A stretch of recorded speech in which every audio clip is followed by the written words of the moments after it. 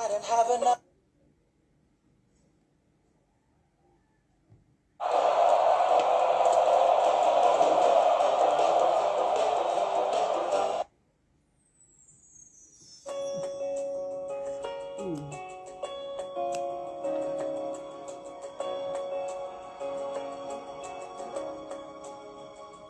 I didn't have enough words to describe the one whose hand has been holding the earth. I didn't have enough names to call the one by whose words the universe became. What can I give to the one who's the maker of time himself? He's the ageless one, timeless God, master of all.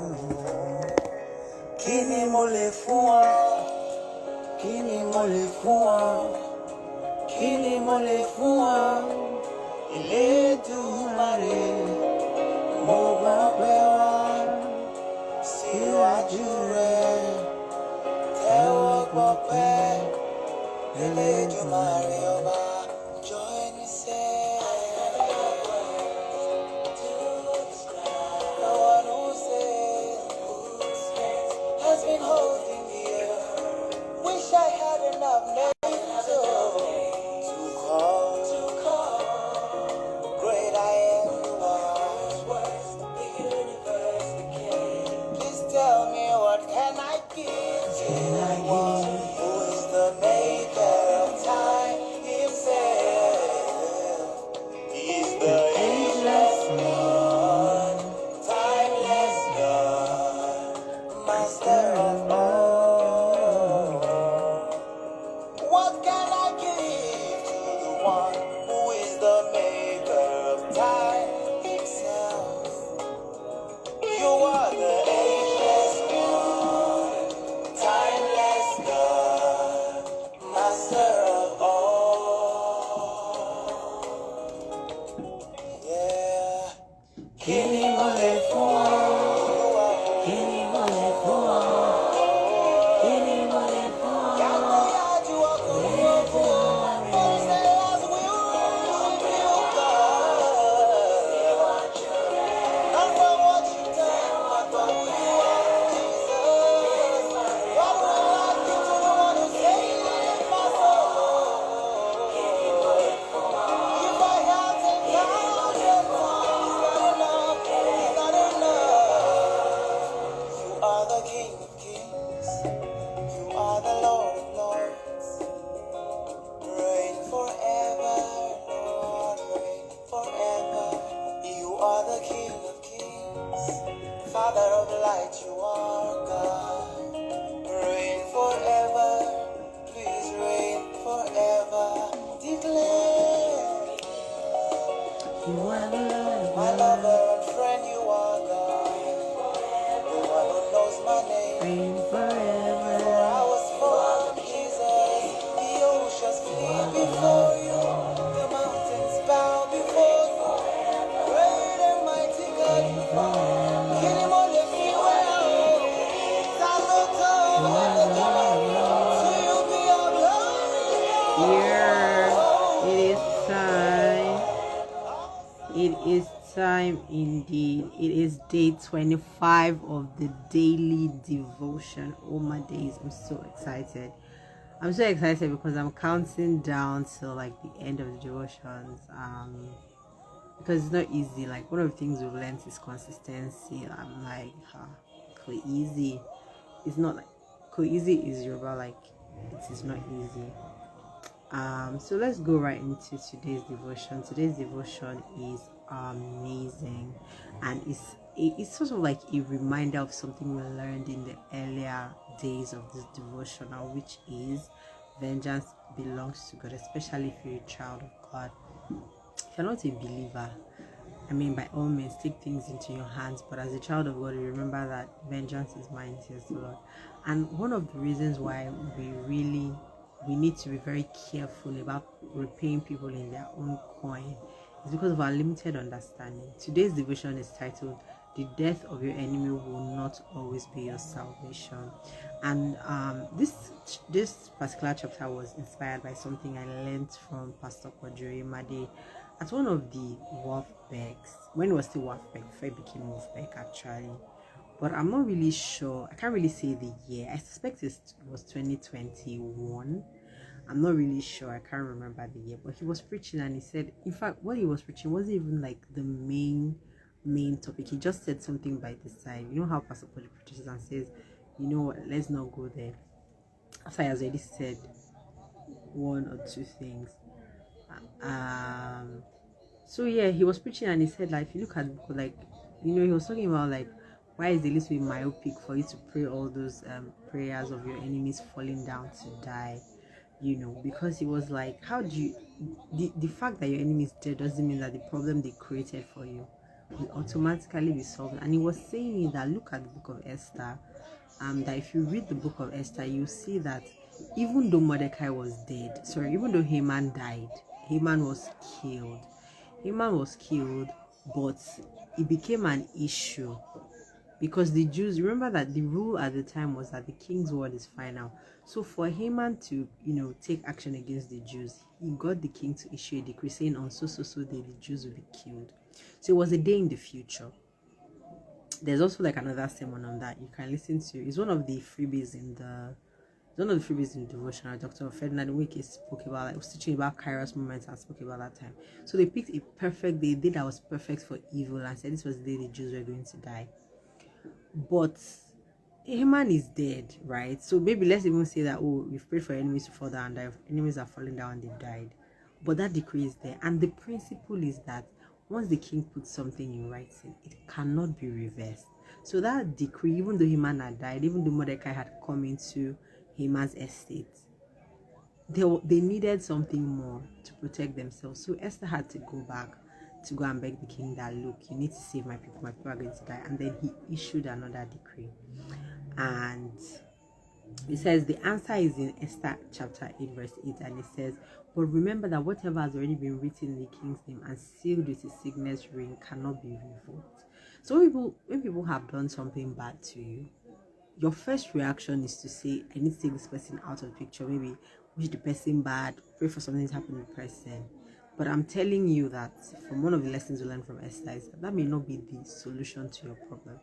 You need to undo as much as possible the consequences of that action, or try to stop it before you say the person, because removing the person out of the picture doesn't solve a problem. And that's why sometimes it's best for God to fight for you, because he's God. He has like thousands, legions of angels at his disposal, so what do you want to do? What plan do you want to have that God is not better at making to fight for you? So recall that.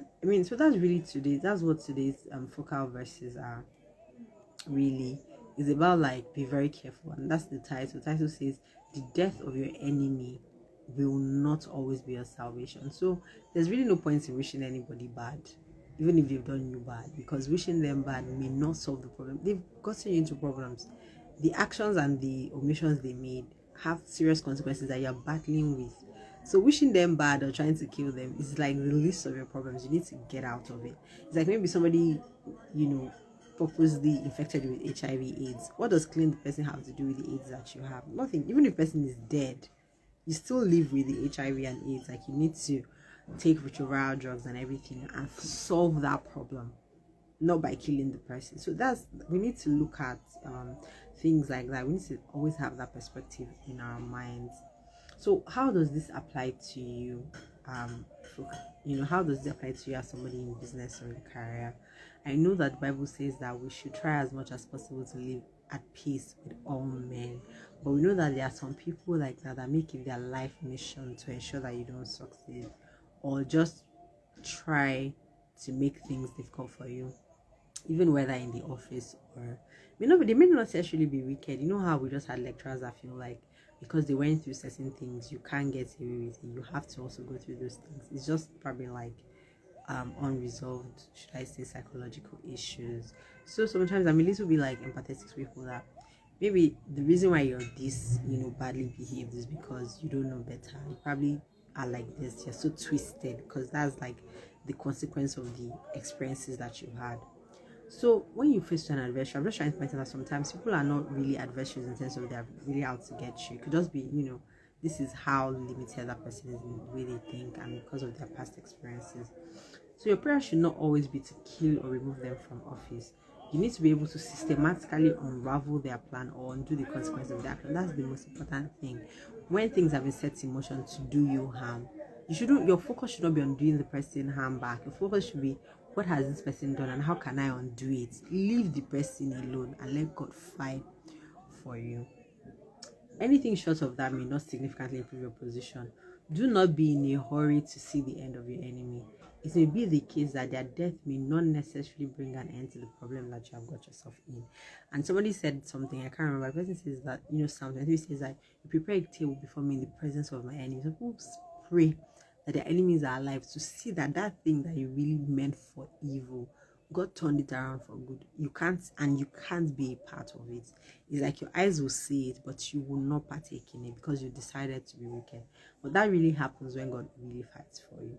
So let's pray.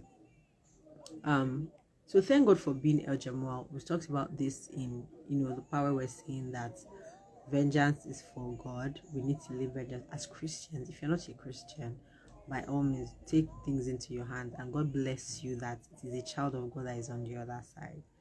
You really know the meaning of no grief for anybody. So thank God for being El Jamal, the God who repays in full. Thank God for exposing your enemies, otherwise you would have been deceived by. So thank God if you can sense or you have like clear evidence showing that a few people are conspiring against you, a few people are consistently manipulating the system to make you suffer at work or in business, then it is something to thank God for. Because if you didn't know that these people did not have your best interest at heart, then you would have confided in them, you would have trusted them in more than, and you'd have exposed yourself unduly to them. So thank God for that.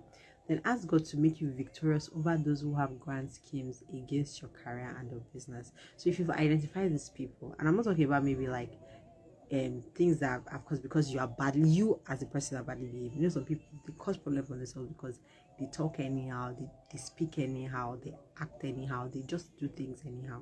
I'm not talking about that too. That's the consequence of your action following you. I'm talking about people that are just out to get you, even though you're doing your best to stay in your lane. So ask God to make you victorious against them. The Bible says that God is, will uphold you by his victorious right hand. It's God that fights. Even when David was praying in Psalm 18, he says that the Lord teaches my finger to battle. Say, by my God, I run through it. Troop, by my God, I leap over a wall. That's what God can do for you. And then ask God for grace to trust him to continue to repay your adversaries in full. It can be a little bit maybe if you grew up watching African magic like me, or just watching Nigerian films generally, you see that there's this narrative or there's that trope where if somebody wants to do something, you say they should go and swear before a shrine, because if you don't fulfill your part of the bargain, or if something happens, thunder will fire immediately. If it's Songo, Songo is the god of thunder, it's like Thor. Ogun is the god of iron, and maybe you get involved in an accident, or you lose your life by guns or something that has iron in it because you went to Ogun to lie. Ogun is the god of iron. I don't know if there's a god of iron in like modern pop culture, but the god of thunder in modern pop culture is Thor. In Yoruba folklore is Songo, or culture or tradition. I don't know now whether it's a folklore, but some people still worship Songo. So ask God for grace to trust him to continue to pray your adversaries in full. So in the olden days, usually in the old times, people would usually go to this God because they felt that they acted very fast. If Ogun, immediately Songo, thunder, But so we just have this idea that God is too merciful. God will take his time, and you don't want God to take his time. You want to do it yourself so that it will be fast, it will be quick, it will be heavy. But I don't think that you can punish anybody more than God will punish the person. Seriously. Did you see what God did in the Bible? Did you see all the mighty things? You can start from the 10 plagues that he sent to the Egyptians, and like it's not really that serious, but it is. So trust God to continue to pay your enemies in full. Anybody that wants to fight with you as a child of God, as long as you're a real child of God, they can't escape unscathed. They will they will reap in full. It says, do not be deceived. Whatever a man sows, seriously, seriously, even you, whatever you sow, you're gonna reap it. So take actions by doing this today. Meditate on the anchor verse. You can only let God be El Jemuel if you have a new spirit. Like God will definitely be El Jemuel to you um if you have yeah, if you have a new spirit. But if you have all this jaggedy jagon, like jaggedy jagon, you're right, it's like fighting spirit. So if you're always fighting, I'll jokingly say, when we're in school that time, there's this biology thing. When they were doing classification of plants, there was fighter, there was biofighter. I can't remember the third one, but anybody that fights, I call them fighter. Like, why are you always fighting? Are you from the kingdom of fighter? I don't know what that is kingdom anyway.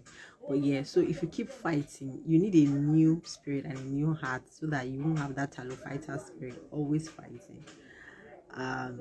Name one person that has been a huge stumbling block because of your requirement. If you don't have, thank God that you don't have. But if you have somebody that is making your life miserable, making your career, that person in the office that is really stressing you out.